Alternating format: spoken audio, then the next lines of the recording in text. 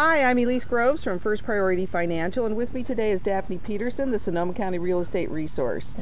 You know, Daphne, I hear that people often have what's called a final walkthrough. So what happens if something comes up in the final walkthrough that, I mean, from a lender standpoint, we're pretty well ready to fund the loan, the deposit money's in, and boom, the buyer walks through the house, and what happens if something, you know, a big rip in the carpet or furniture got moved and there's holes in the wall? What happens then?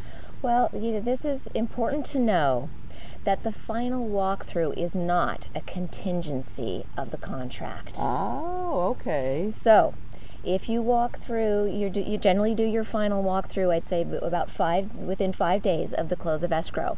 And if you walk through and you do find some problem, unfortunately the buyer is obliged to close the escrow and then pursue the seller later. You can try to, that's the way it's supposed to go. Okay, got it. I have seen other things happen, but I'd say that generally just understanding that the final walkthrough is not a contingency. You have no rights to say yes or no. Hopefully everyone is acting in good faith along the way, and there shouldn't be any problems.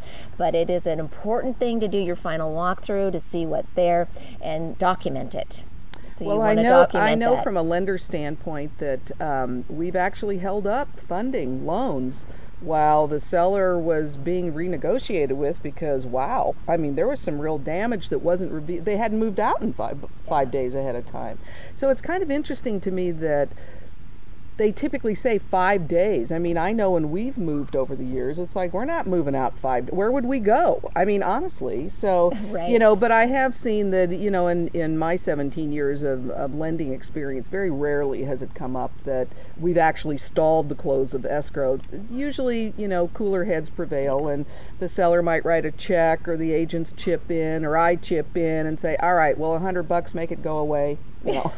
Here, go get it fixed after the fact. But I'd say generally speaking, everyone wants to work it out because no one wants a lawsuit after the close of escrow. That's very true. So generally everyone works together if a problem arises and tries to fix that or make everyone satisfied before the close of escrow. But it's not a contingency. It is just part of the contractual timeline of functions that you perform during the escrow. Makes perfect sense. Well, thanks. I hope you enjoyed this home buying tip. If you have any questions, we're certainly here to help you and look forward to hearing from you. Thanks, Daphne. Thank you, Elise. You're welcome.